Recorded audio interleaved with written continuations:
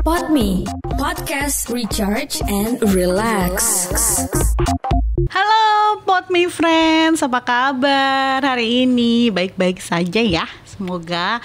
Oke, kali ini balik lagi di Momakes bareng aku, Rianti, dan nanti bakal ada narasumber yang pastinya ciamik gitu ya.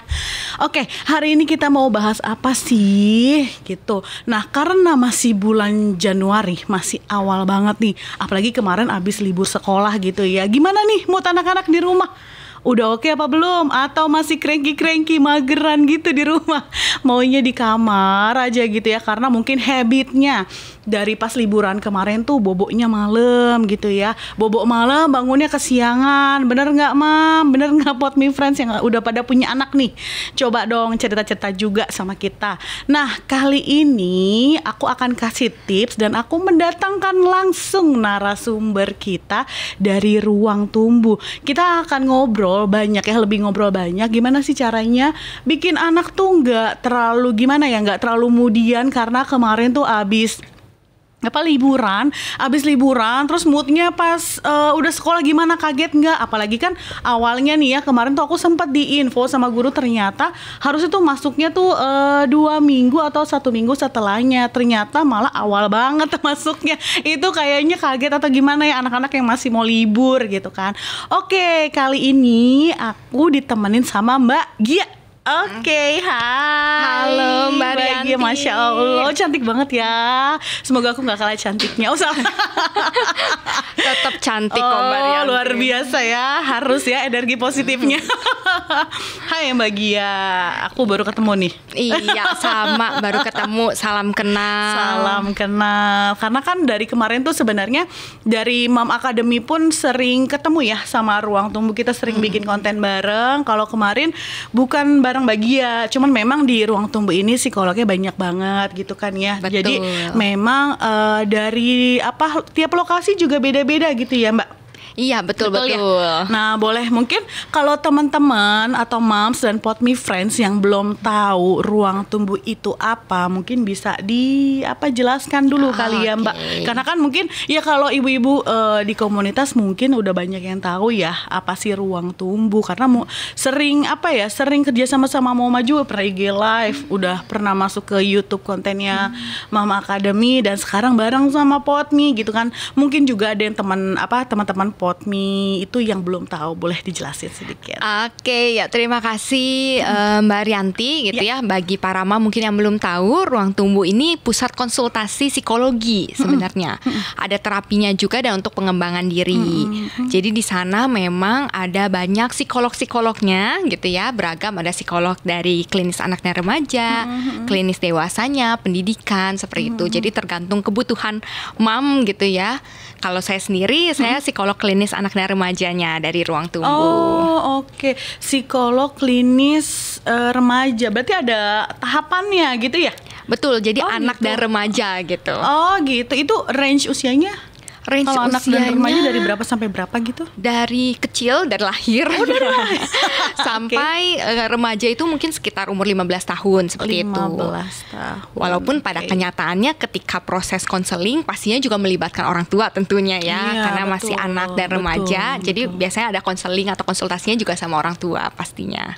Oke, berarti dari anak sampai remaja. Nah kan kalau misalkan kemudian ini kalau di usia remaja masih kemudian gitu juga nggak sih kalau habis liburan? Mereka liburnya kapan? Karena anakku masih kecil ya, jadi belum remaja. Mungkin teman-teman di sini ada yang anaknya udah remaja. Kira-kira gimana sih kalau habis liburan gitu? Mereka ikut bad mood? Maksudnya gimana ya? Kalau aku sih jujur ya, kalau kita nih yang udah kerja aja gitu ya, dari liburan terus besok ya Allah Senin gitu loh, mager kan. Apalagi kalau mereka tuh gimana gitu? Betul. Sebenarnya sama aja nih sebenarnya.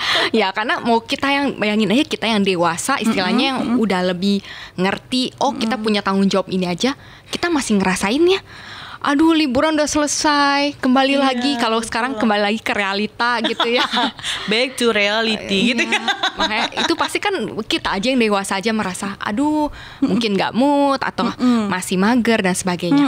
Apalagi istilahnya anak-anak nih gitu. Aduh itu susah banget deh, beneran deh. Nah biasa itu akan lebih PR nih ya, biasa sebagai orang tua gitu ya, kita mau mungkin membujuknya istilahnya atau membuat gimana sih mood dia biar bisa naik lagi ketika mau masuk sekolah setelah liburan khususnya. Tapi memang mungkin ada juga yang bosen di rumah mulu juga kali ya. Kadang aku tuh ngerasa ya Allah nih liburan lama banget sih, kapan masuknya gitu kan ya. Kenapa? Karena itu mereka kan gadget mulu ya di rumah. Betul, Ya kan. betul. Nah cuman ada juga yang kayak anakku deh, contohnya anakku aja deh, nggak usah jauh-jauh gitu ya.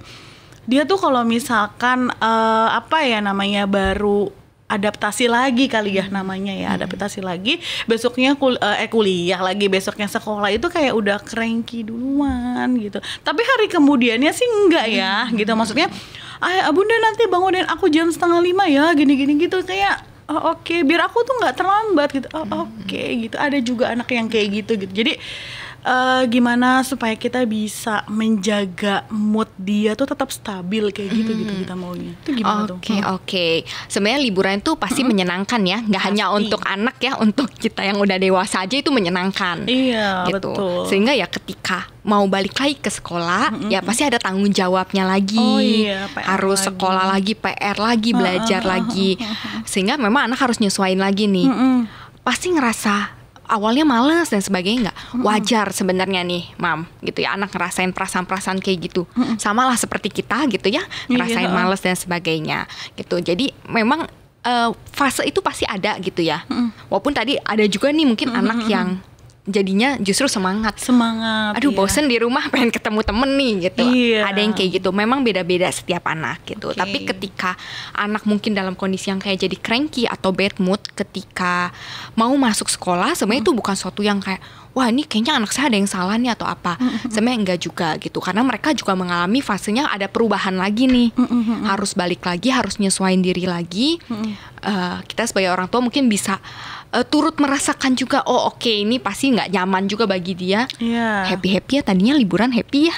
Iyalah, gimana ya nggak happy. Tapi kita ngeliatnya juga ya ampun, dari pagi main sampai sore. Aduh, Nena kapan istirahatnya, kadang gitu kan. Betul, Cuma kan betul. saat mereka bermain, otak kan tidak bekerja gitu ya. Ya maksudnya bukan full nggak bekerja, karena bermain pun gadget apa segala macam juga kan mereka berpikir gitu ya. Betul. Tapi gimana caranya memanaskan lagi itu? Hmm. Terus gimana kita menjaga mental nggak sih, maksudnya supaya mereka tuh ya ayo semangat terus aja gitu maksudnya. Oke. Paling mungkin yang perlu dipersiapkan gitu ya ketika mau masuk lagi ke sekolah. Kan biasanya udah tahu nih, oh kira-kira bakal masuk sekolahnya kapan. Nah, mungkin bisa dipersiapkan oleh orang tua beberapa hari sebelumnya. Tergantung anaknya mungkin ya. Jadi misalnya, oh ini kayaknya udah tinggal 3 hari lagi atau 4 hari lagi sebelum masuk sekolah. Kita coba sounding dulu. Oh ya kak atau dek, ini nanti kita tanggal segini kita mulai masuk sekolah lagi gitu. Mungkin bisa diubah juga tadi rutinitasnya. Oh oke. Awalnya tadi misalnya waktu tidurnya jadi bebas banget gitu ya, bangunnya siang. Iya betul. Ketika sekolah itu nggak mungkin gitu ya. Betul. Nah kita mulai sounding dan kita mulai lagi ngebiasain Terapin habitnya gitu. Jadi misalnya tadinya udah punya struktur atau misalnya aturan-aturan khusus ya di rumah. Oke, kita lakuin lagi. Oh jadi jam 9 atau jam 10 udah harus tidur ya kak. Kita mau siapin untuk sekolah. Nanti biar besok paginya bisa lebih segar. Karena sebenarnya kesannya seperti biasa aja gitu ya, nyiapin tidur, rutinitas. Tapi ketika anak kurang tidur, tambah crankingnya. Iya benar. Terus kadang ya maksudnya cuaca juga kan lagi nggak ini ya. Kalau mereka nggak full istirahat tuh suka takutnya sakit atau apa. Apalagi kan sekolah tuh dari pagi sampai siang gitu kan ya. Betul. Oke, jadi bukan ya karena mungkin saat ini udah nggak udah nggak liburan lagi, tapi bukan berarti masih ada Sabtu Minggu liburan gitu ya. Kita tetap harus menjaga mood anak untuk tetap stabil gitu ya. Berarti kita bisa kayak menstimuli mereka untuk kayak mancing, beli peralatan baru gitu-gitu kali ya. Oke, itu juga bisa tuh. Jadi kalau misalnya mau masuk semester baru gitu ya, bisa juga misalnya untuk biar istilahnya anak punya tanda nih, kita mau masuk sekolah lagi gitu ya. Iya. Gitu. Apa nih yang dilakukan? Oke, Wah, kita itu beli aku dulu tuh, buku tulis gitu beli ya. buku tulis, beli tempat pensil baru, beli tas baru.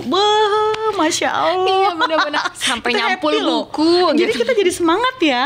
Betul, Iya, terus aku betul. dulu tuh nyampul buku bareng-bareng gitu. Bisa jadi alternatif tuh, Mam. Kalau misalkan liburannya udah usai, biarin lah ya, itu bisa nanti liburan pertengahan tahun lagi, atau Sabtu Minggu ini kan juga kan misalnya habis Jumat selesai aktivitas, Sabtu Minggu kan libur. Tetap kita tuh harus menjaga moodnya mereka, mentalnya mereka, kesiapannya mereka untuk menyambut si hari Senin ini kayak gitu kan.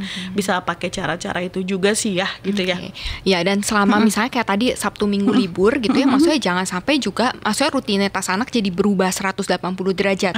Misalnya ketika sekolah nih dia bangun jam 7. Oke, misalnya Sabtu Minggu mau lebih santai. Boleh nih kita bikin bangunnya boleh lebih siang tapi misalnya jam 8. Misalnya atau jam berapa, tergantung tadi kesepakatan orang tua gitu ya dengan anak gitu. Jadi maksudnya anaknya juga jadi nggak kaget, karena kan kalau seperti itu setiap Sabtu, oke, saya bangun jam 9 terus saya tidur jam 12 malam misalnya, nanti hari Senin dia harus nyesuaiin diri lagi. Kasihan itu. Jadi kasihan juga di anaknya gitu ya, karena waktu tidurnya jadi nggak teratur gitu ya. Dan bisa juga dibikin kesehariannya, maksudnya ada aturan-aturan tertentu juga. Misalnya pada saat Senin sampai Jumat mereka sekolah nih, ada waktu gadgetnya gitu ya. Pas Sabtu Minggu nggak artinya jadi hilang waktu gadgetnya gitu. Yang sebelumnya sehari cuma boleh sejam ya nak gitu.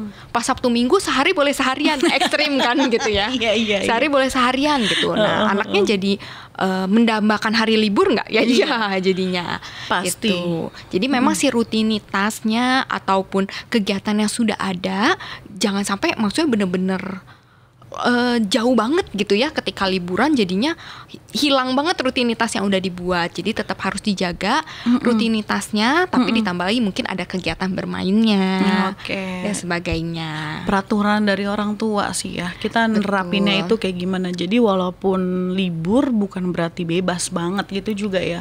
Karena balik lagi nanti ke anaknya gitu, gimana, siap nggak gitu kan. Jadi kalau bisa mau libur panjang ataupun Sabtu Minggu ya, temanya liburan itu, kita tetap harus menjaga kestabilan si anak. Misalkan tadi bangun jam, biasanya kalau sekolah kan bangunnya subuh gitu, nanti kalau libur ya jangan terlalu siang, jam 7, jam 8 kayak gitu, bebas-bebas dikit, misalkan jam 9 tapi besoknya tetap pagi kayak gitu ya.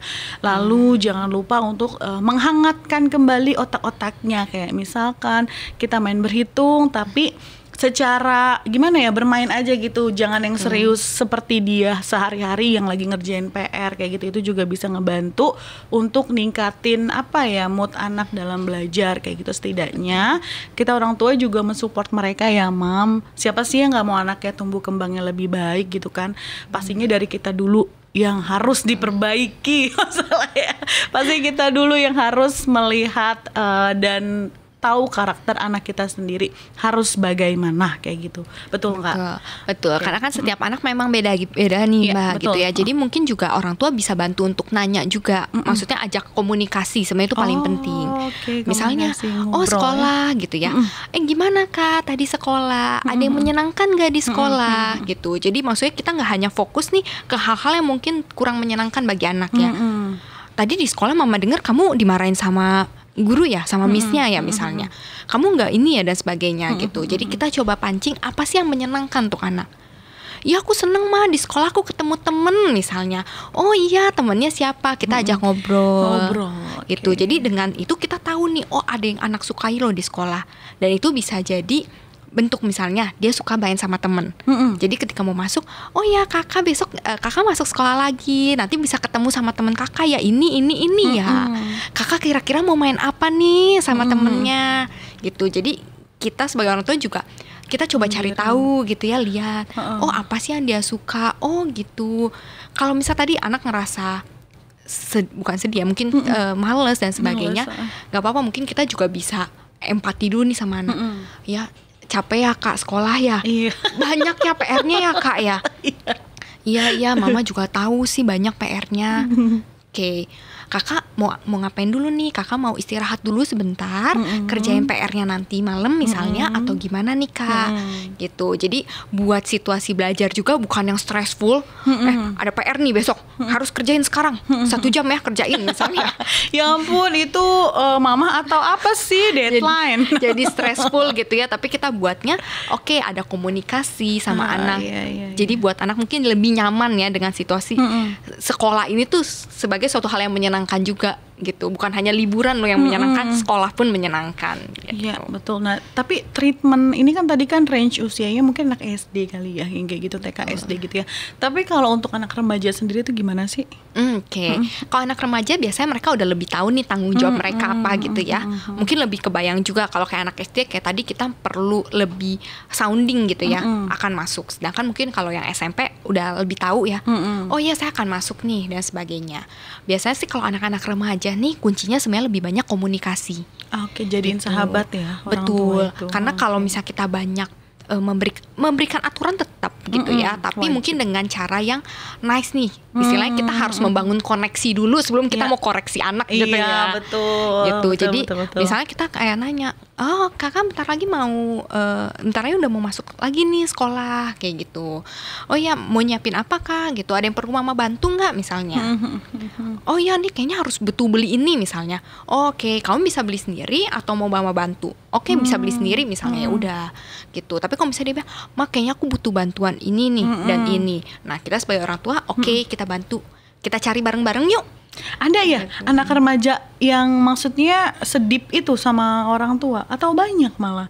Ya karena anakku belum remaja ya teman-teman. Jadi kayak ada ya kayak gitu ya maksudnya. Dan bagaimanakah menjalin relationship sama anak kayak gitu tuh? Oke. Tentu ada nih, dan relationship itu memang dibangun dari kecil. Jadi nggak bisa nih tiba-tiba pas remaja nih, kayaknya remaja nih masa-masanya anak mau jauh nih kayaknya dari orang tua. Oke, di masa ini saya deketin gitu ya. Nggak gitu ya, Gitu. PDKT-nya kelamaan.